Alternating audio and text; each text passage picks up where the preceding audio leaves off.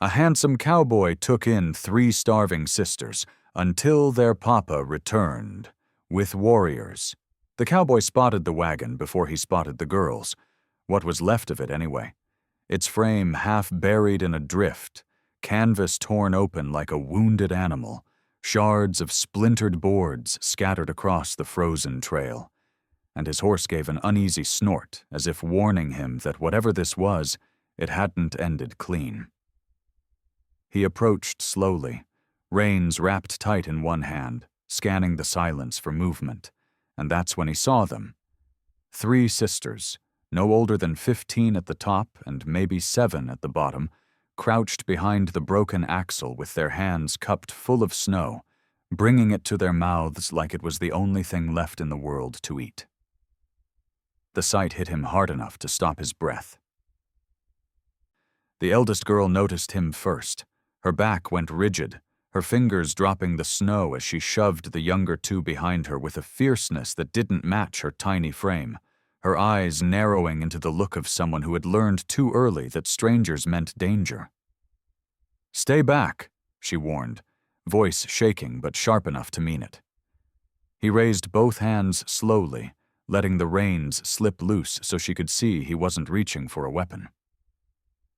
"I ain't here to hurt you," he said gently, softening his tone the way a man does around a skittish colt. "Just passing through. Thought maybe somebody needed help." The middle sister, maybe 10, peeked around her sibling's shoulder, lips blue, cheeks sunken from hunger, eyes wide with the kind of fear that settles deep in a child's bones when they've seen too much for too long. The youngest clung to her older sister's coat, trembling so hard he could see it from where he stood. "Our wagon caught fire," the eldest girl said, though she glanced toward the charred timber like she still didn't believe the nightmare had ended. "Papa told us to hide. He said he'd come back after the flames died, but—" Her voice cracked, but she swallowed it down and lifted her chin again, trying to look stronger than she felt. "He didn't come back." The cowboy stepped closer, slowly, every movement deliberate. "How long you girls been out here?" The eldest hesitated, searching the sky as if time meant nothing anymore. "Since yesterday morning," she whispered. "The food burned. We tried walking, but the little one fell." The youngest whimpered into her sister's coat, and something in the cowboy's chest pulled tight. He'd seen hunger before, real hunger, the kind that carves hollows under the eyes and steals a child's voice, but 3 sisters eating snow to keep their throats wet? That was a different kind of wrong. "Listen," he said quietly, voice steadying with purpose. "I got a cabin a couple miles from here. Fire's warm, food on the stove.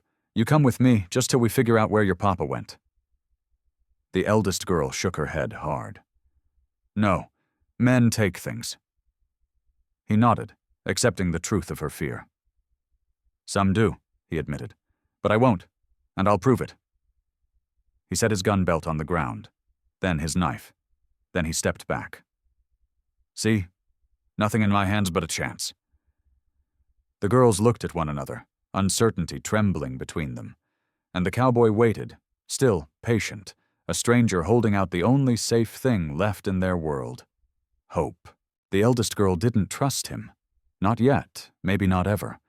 And he saw it in the way her shoulders stayed rigid, in the way her body angled between him and the younger 2, as if she would rather freeze than let a stranger get near them. But hunger has a way of stripping choices down to bone. And when the middle sister swayed on her feet, nearly collapsing into the snow, the eldest's resolve cracked just enough for fear to slip through. She steadied the little one with shaking hands, her voice quivering. "She can't walk far."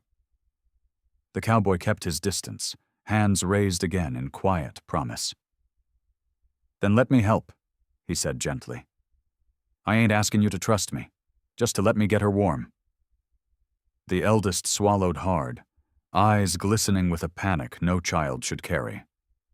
And for a long moment he thought she'd refuse out of pure stubborn survival. But the middle sister whimpered, leaning into her, and something in the girl's face broke. "Fine," she whispered. "But we walk. We all walk. You don't carry nobody." It wasn't agreement. It was a treaty made by a child who'd learned to negotiate for her life. The cowboy nodded. "All right." He gathered his gun belt and knife, but didn't put them on, carrying them instead so she could see his hands remained harmless. When he turned toward the trail, the three girls followed at a cautious distance, flinching every time the wind changed direction. They were half shadow, half skeleton, moving on legs that didn't have much left to give. After only 10 minutes, the youngest began crying from the cold, tiny sobs she tried to swallow against her sister's coat. The eldest whispered, "Hush, Ruth, hush." But the little one couldn't. Her fingers were stiff, her feet dragging. The cowboy slowed. "We're not going to make it at this pace," he said quietly. "Not before dark." The eldest glared up at him with fire she barely had strength to hold. "Then ride ahead," she spat. "Leave us." Her voice tried to sound brave, but landed brittle. He shook his head. "Ain't leaving anyone." He hesitated only a moment before setting his gun belt on the snow again and crouching low, turning his back to them. "She climbs up," he said simply. "I ain't touching her. She holds on. You walk beside us." The eldest stared, as if waiting for a trick, but there wasn't one. And when the youngest, Ruth, took a shaky step forward and climbed onto his back with her small, frost-bitten hands clutching his coat, the cowboy didn't move until the eldest positioned herself firmly at his side, ready to strike if he even breathed wrong. They walked like that, him carrying the youngest, her guarding her sisters, the middle girl trailing weakly behind. And something quiet settled in his chest, something he'd been trying to outrun for years. The realization that a man doesn't always choose the moments that change his life. Sometimes they choose him. The trail to the cabin wasn't long for a grown man on a good horse, but for three half-frozen girls it stretched like a lifetime, each crunch of snow beneath their boots tightening the eldest sister's jaw as she flinched at every sound, every gust of wind, every shifting tree branch, every distant crow's cry that reminded her she was responsible for 2 lives besides her own. The cowboy kept his pace steady, careful not to look back too often, knowing a frightened child could mistake concern for threat, but he could hear the middle sister dragging her feet through the drifts, breaths coming in wet, shaky gasps like her lungs were too tired to keep fighting the cold. Ruth, clinging to his back, had gone silent. Too silent, and he felt the faint tremor of her shivers through his coat. "We're close," he murmured, not turning his head so he wouldn't spook the eldest. "Another 10 minutes. "You said that before," the eldest shot back, her voice sharp from fear, not anger. He didn't argue. Fear is a language of its own, and hers was protecting what little family she had left. When the wind changed direction, carrying the smell of wood smoke from his cabin, the middle sister suddenly stumbled to her knees, coughing hard enough to shake her whole frame. The cowboy stopped instantly. "Don't touch her!" the eldest cried, rushing to her sister's side, wrapping thin arms around her even though she could barely stay upright herself. He knelt too, hands open, not daring to break the fragile trust they'd given him inch by inch. "She's freezing, not dying," he said softly. "But if we stay out here any longer, she might start." The eldest hesitated, teeth chattering, torn between pride and terror. Then, with a voice almost too small for someone who'd carried so much, she whispered, "Help, just not with your hands." So he used his coat, sliding it off one shoulder, letting her wrap it around the middle sister while he crouched lower, keeping Ruth steady. "What's your name?" he asked quietly as they rose again. The eldest stared at him like giving him her name was giving him a weapon. "Mary," she said at last, She's Sarah, and the little one is Ruth." "I'm Boone," he answered, "and none of you are dying today." The words landed harder than he meant them to, and Mary's breath hitched, not from fear this time, but from the shock of hearing a promise instead of a threat. When the cabin finally came into view, a small, weather-beaten shelter with smoke curling from the chimney, Mary stopped walking altogether, eyes wide with disbelief, like warmth was a trick, and the world was known for cruel tricks. "It's real," Boone said gently, "and it's yours to rest in, not to fear." For the first time since he met them, Sarah's hand slid into Mary's. Ruth leaned her cheek against his shoulder. And together, step by trembling step, they crossed the last stretch toward the first safe doorway the sisters had seen in days. The moment Boone pushed open the cabin door, heat rushed out like a living thing, wrapping around the girls with a gentleness none of them had felt in days. Mary froze on the threshold, as if warmth itself might be a trap, her fingers tightening around Sarah's hand, while Ruth slid weakly from Boone's back, landing in an exhausted heap that he eased down without ever laying a hand directly on her. "Fire's been going since morning," Boone murmured, stepping aside so the girls wouldn't feel cornered by his shadow. "There's stew on the stove. Not fancy, but hot." Sarah's eyes darted to the pot, as if she didn't trust it to be real. Mary pulled her sisters back a step, scanning the room. Table, stove, one bed, neatly stacked firewood. Nothing hidden, no bottles, no boots out of place. She was checking for danger. Checking for the kind of man who leaves threats in corners. Boone kept his posture soft, patient, letting her take all the time she needed. When Ruth let out a thin, muffled whimper, Mary's resolve cracked. "Sarah, sit," she whispered, helping her to the edge of the bed. Sarah's legs buckled gratefully, her small body folding into the rough blanket as she closed her eyes, as if the warmth hurt. Ruth crawled beside her, too cold to stand. Boone moved toward the stove with slow, measured steps. "I'll dish it out," he said, "but I won't bring it close unless you say so." Mary swallowed hard. "Just stay where we can see your hands." "You got it." He ladled the stew, thick broth with potatoes, small chunks of venison, onions so soft they melted, and carried the bowls to the table, setting them down one by one so the smell drifted across the room. Ruth's head lifted first, instinct and hunger overriding her fear.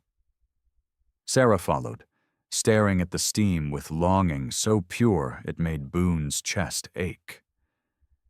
Mary looked at her sisters, then at him, then back at the food. Finally, with trembling steps, she approached the table, keeping her body angled protectively. She didn't sit. She hovered, ready to spring if she needed to pull Sarah and Ruth back. She sniffed the stew, cautious, studying every ingredient as if she expected poison. Only when she saw nothing wrong did she nod to her sisters. "Eat slow," she whispered, "or it'll make you sick."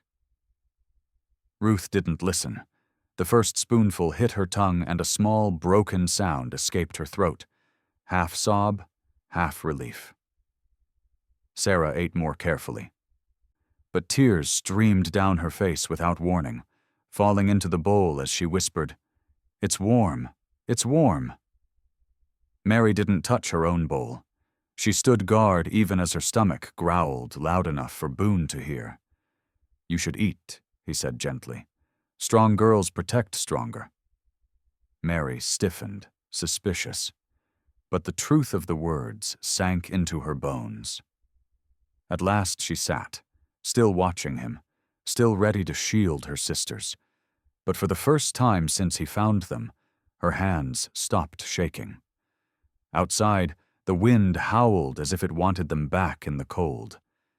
Inside, for the first time in a long time, 3 starving sisters tasted hope. The cabin settled into a heavy, exhausted quiet once the bowls were scraped clean, the kind of silence that comes only after fear loosens its grip a little, though not enough to let anyone breathe easy. Boone cleaned the dishes slowly, careful not to make sharp noises, letting the girls watch his every movement so nothing he did would feel like a surprise. Mary sat at the edge of the bed with her arms wrapped around Sarah and Ruth, keeping the younger two tucked close, as if warmth could be stolen away if she blinked. Sarah had drifted into a dazed half-sleep, her head against Mary's shoulder, while Ruth, so small it hurt to look at, had curled into a tight ball beneath the blanket, her little face pressed into the wool like she might disappear inside it. Boone kept his distance, sitting on the floor near the stove with his back against the wall, his hat tilted low over his eyes, his hands open on his knees so Mary would see he intended to sleep without reaching for anything. "You can take the bed," he said softly, not lifting his gaze. "All three of you. I'll stay by the fire." Mary tensed instantly. "Why?" Boone shrugged lightly. "Because you're tired. Because you need it more. Because it's the decent thing." She didn't answer. She didn't trust the words, not yet, but she was too worn down to fight them. The wind rattled the shutters, and Mary flinched so hard Sarah stirred awake in confusion. "It's just the storm," Boone said gently. "The walls are solid. Nothing gets in unless I open the door." Mary's eyes flicked toward the door, then to the window, scanning for shadows, listening for footsteps that weren't there. "Papa should have been back," she whispered, voice cracking for the first time. Sarah's small fingers tightened around her hand, a fresh wave of fear passing through both younger girls. Boone lifted his head just enough to meet Mary's gaze. "Tomorrow, when the storm lets up, I'll track him," he said. "Could be he got turned around. Could be he followed game too far. Bad things happen in storms. Doesn't mean he left you." Mary swallowed, her throat tight with something heavier than doubt. Something shaped like hope, but too painful to touch. Ruth let out a small, tired whimper, and Mary reclined slowly, pulling both sisters down with her into the blanket. Sarah was already asleep again within seconds. Ruth's breathing steadied. Mary remained stiff, eyes wide, watching Boone like a sentry. But finally, her eyelids drooped, each blink harder to resist than the last. Boone didn't move, didn't shift, didn't try to claim the quiet for himself. He just watched the flicker of the stove light dance across their exhausted faces and let the responsibility settle deep into his chest. And when Mary's breathing evened out, when her grip on her sisters loosened just enough to signal sleep had finally taken her, Boone exhaled for the first time in hours, letting the weight of the moment sink into the warm cabin air. 3 starving girls were sleeping safely, because he'd stopped to help when he could have kept riding. Outside, the storm roared. Inside, the world finally rested. The storm eased by dawn, leaving the world outside buried under a pale sheet of snow that glowed softly in the early light, and Boone stepped outside as quietly as he could, pulling the cabin door closed behind him so the girls wouldn't wake to an empty room and panic. The cold bit hard, sharp enough to sting his lungs, but what froze him wasn't the temperature. It was the line of tracks cutting across his yard, fresh enough that snow still clung loose around the edges, prints too heavy and too wide set to belong to him or his horse. He crouched, running a gloved hand along the trail, reading the story pressed into the snow the way another man might read ink on paper. One set of tracks. One man. Someone big. Someone moving fast. Someone who'd come right up to the cabin door, and then walked away. Boone followed the trail a few paces, jaw tightening. Whoever it was hadn't lingered long. They'd approached under cover of the storm, stood close enough to hear the girls crying or talking inside, and then vanished back into the trees like a ghost with a purpose. When he looked up, the forest loomed silent, but the kind of silence that had weight to it. Watching. Waiting. Boone's stomach dropped with a quiet dread. Someone had been looking for the sisters, someone determined. And if that someone was their papa, he wasn't traveling alone. Boone turned back toward the cabin, but before he reached the door, it cracked open, and Mary stood there, her hair mussed from sleep, eyes wide and alert the instant she saw him crouched over the prince. "Who was here?" she demanded, voice tight with the fear of a child who expects the world to strike first. Boone straightened slowly, careful not to spook her. "Don't know yet, but it ain't a drifter. Man walked right to the door." Sarah appeared behind Mary, clutching the blanket around her thin shoulders, and Ruth peeked out from behind her, rubbing her eyes with tiny fists. "Is it Papa?" Sarah whispered, hope and terror tangled in the same breath. Boone hesitated, a beat too long for Mary's nerves. "If it is," he said gently, "he's got help. Warriors, maybe a whole party." Mary's face drained of color. "He doesn't know who we're with," she murmured. "He'll think you—" Her voice broke off, but Boone understood. He'd seen it before. Men who rode into danger with their minds full of worst-case stories, ready to kill the first stranger standing near their children. "He'll come scared," Boone said quietly. Scared men don't ask questions.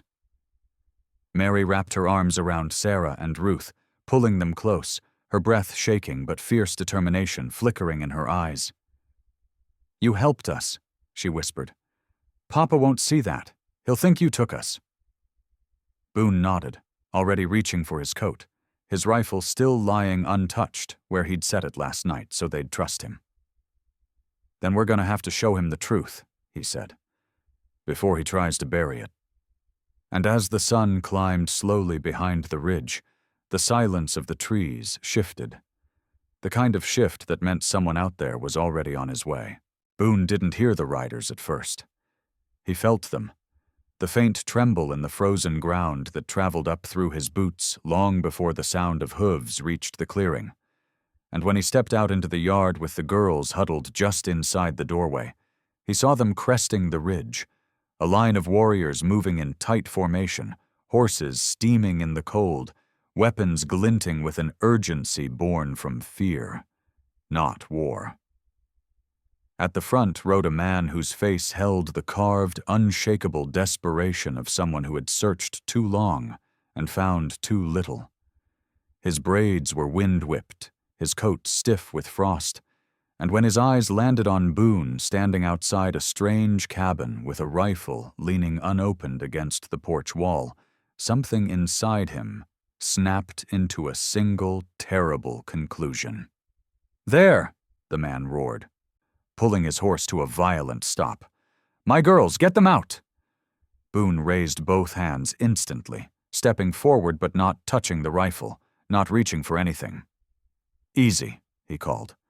"They're inside. They're safe." But safe was not a word a frantic father could hear. The man swung down from his saddle with a speed fueled by days of terror, drawing a long rifle from his back in one smooth motion, leveling the barrel at Boone's chest. "Move away from that door," he growled, voice breaking under the weight of everything he feared had already happened. Mary's gasp sliced through the air behind Boone, and he felt her trembling against the frame before she darted forward, placing herself between him and the rifle so fast the warrior Papa froze mid-trigger. "Papa, no!" she screamed. "He didn't take us! He saved us!"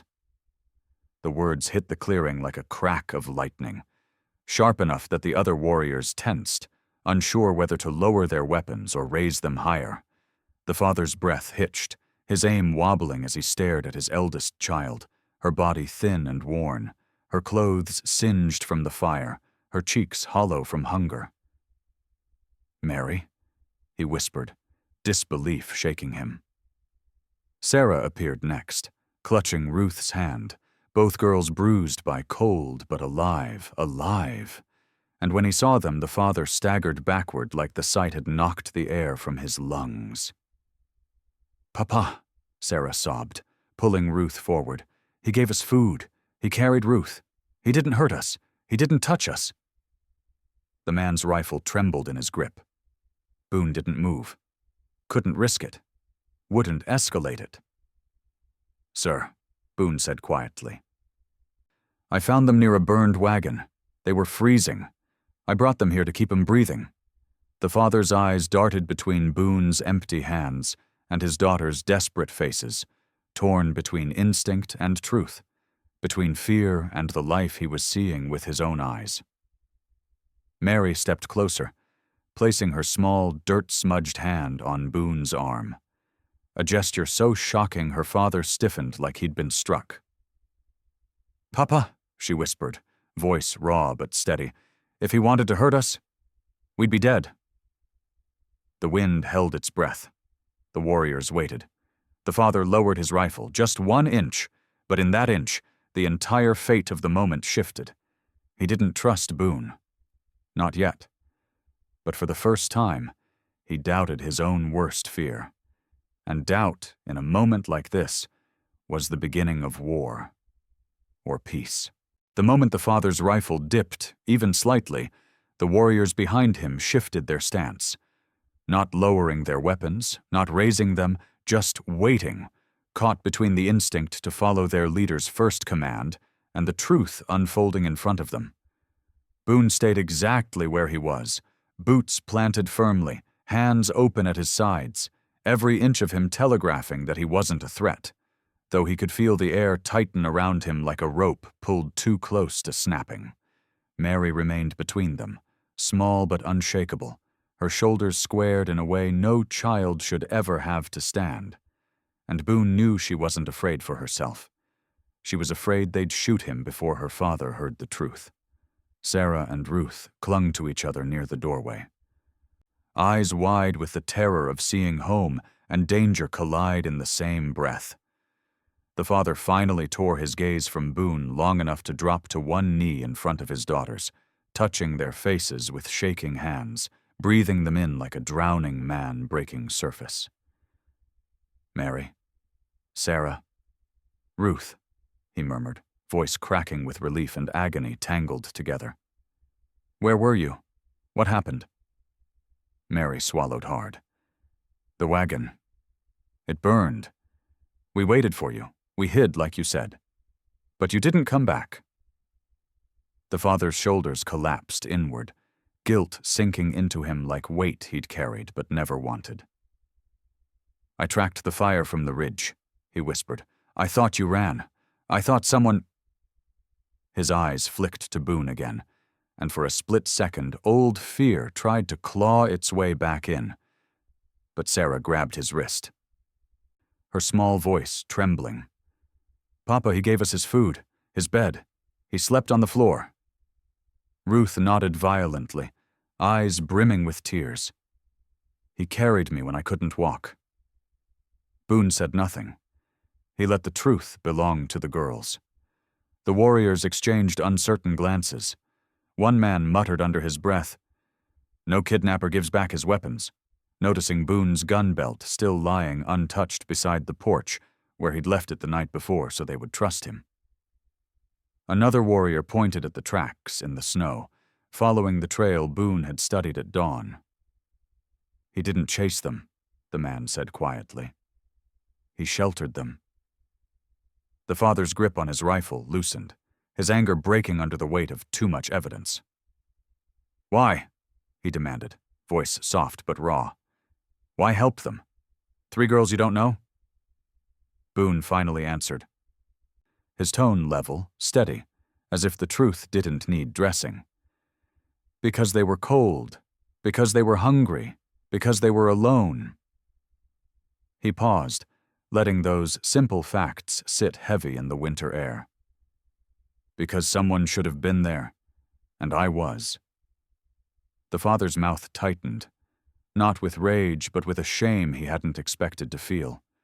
His daughters, thin, shaking, alive, looked at the cowboy like he was the only solid thing left in a world that had burned. The warriors shifted again. The father lowered his rifle another inch, then another, until it hung limp at his side. And as the tension finally cracked, the entire clearing exhaled like it had been holding its breath since sunrise. He still didn't trust Boone. Not yet. But he no longer saw a threat standing in front of him. He saw a man who had saved everything he loved. For a few fragile seconds, the clearing felt balanced on a knife edge. The warriors waiting for their leader's final judgment, Boone standing still as carved stone, and the three girls caught between the two worlds that had collided in the snow. Then Mary stepped forward, wiping her face with the back of her hand, her small body trembling, not from cold, but from the crushing need to be understood before anyone made another deadly mistake. She turned toward her father, chin lifted in a way that didn't belong on a child. "Papa," she said, voice tight but steady, "you have to listen. Boone didn't hurt us. Boone didn't take us. Boone saved us." Her father tensed as though the words struck him harder than any bullet. Mary pushed on, her words gathering speed, desperation building like a storm behind her ribs. "When the wagon burned, we waited like you said. We hid like you said. We didn't move." Her breath hitched. "But you didn't come back." The father flinched as if she'd cut him with the truth. Sarah stepped forward too, taking Mary's hand, her voice trembling but brave. "We thought you died," she whispered. "We didn't know what to do." Ruth clung to Mary's skirt, eyes red, too young to speak but desperate to be seen. The father's face twitched with pain. Fear, guilt, relief all fighting for room, and he dropped to his knees in the snow, bringing himself level with their trembling forms. "Girls," he murmured, voice breaking apart. "I was coming. I swear I was coming. The storm, the trail. I got turned around." Mary blinked hard, tears finally spilling. "We were so cold," she whispered. "We ate snow because there was nothing left." The father's eyes welled, his hands shaking as he reached toward them but didn't touch, afraid he no longer had the right. "I would never leave you," he choked. "Never." Mary took a step back, not because she rejected him, but because she needed him to hear every word before he let the anger inside him choose a target again. She pointed to Boone, who stood silently with his hands open, still proving himself even when he didn't need to. "If it wasn't for him," Mary said, her voice rising sharply, "we would have been dead. All of us. Ruth couldn't walk. Sarah couldn't breathe. I didn't know what to do." Sarah nodded, tears pouring freely. "He gave us food, Papa. Real food. He kept the fire warm. He slept on the floor so we could sleep in the bed." The warriors murmured among themselves, whispers shifting like the rustle of dry leaves. The truth spreading faster than suspicion ever could. Mary's voice cut through them all, louder than she intended, louder than her fear. "Boone saved us!" Silence slammed into the clearing. The father bowed his head, breath breaking in a way that shook his entire frame. When he finally lifted his gaze to Boone, the fury was gone. Not replaced by trust, not yet, but by something raw and human. A man realizing his daughters had survived because a stranger had stepped into the void he couldn't cross. And Mary, small, fierce, impossibly brave, stood between them like the truth itself, refusing to let the moment twist into something it wasn't. For the first time, the father truly saw Boone, not as a threat, not as a mistake, but as the reason his daughters were still alive.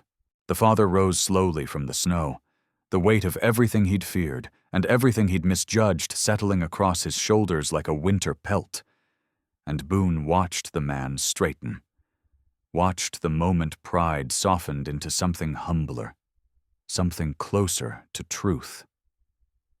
As the warriors behind him eased their grips on their weapons, the danger bleeding out of the air inch by inch.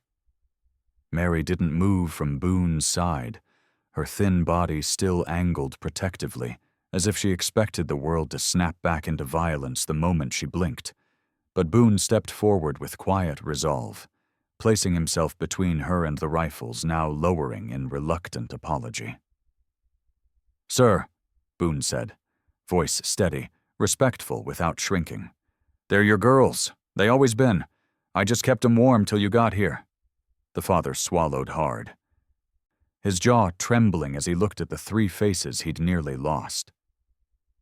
Sarah leaned into Ruth, both girls staring at him with the shaky hope of children who weren't sure if they were safe yet. Mary's breath came unevenly, as though she didn't trust her father's silence, not until he proved with his actions what words couldn't fix. The man finally found his voice. "I owe you," he said, each word pulled from a place deep and wounded. "More than I can ever—" Boone shook his head gently, cutting him off. "Don't owe me nothing. I saw kids in trouble. I did what any decent man should do." But the father wasn't done. He stepped forward, slowly, carefully, until he stood close enough that Boone could see the exhaustion in his eyes, the nights spent searching, the guilt carving trenches across his face. "My daughters live because of you," he whispered. "A man don't forget that." Boone let the words rest between them, heavy as a stone. Then he turned to the girls, kneeling so he met their eyes without towering over their fear. "You got your papa now," he said softly, "and he's going to take you home, feed you, warm you, keep you safe." Ruth reached out suddenly, grabbing Boone's sleeve with her tiny, frost-chapped fingers, and Sarah's eyes filled again, shimmering with worry. Mary didn't cry.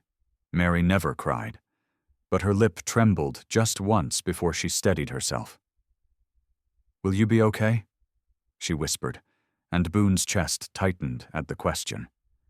She wasn't asking as a rescued child. She was asking as someone who understood what loneliness looked like. "I'll be fine," Boone said gently. "I always am." The father stepped behind his daughters, placing a calloused hand on each small shoulder. Grounding them, claiming them without trapping them. He extended his other hand toward Boone. Not for a handshake, but an offering of respect between two men who had both fought the same storm, just in different hours. Boone accepted it, the grip strong, grateful, unspoken apology woven into the gesture. The warriors watched in solemn silence as the cowboy released the children back to the man they belonged to, every motion deliberate, dignified, honorable. When the family turned toward the trail, Boone stepped back onto his porch, boots crunching against the cold wood, watching the once starving sisters walk away upright, wrapped in their father's arms. And as the warriors rode behind them, guiding them home, Boone felt something shift inside him.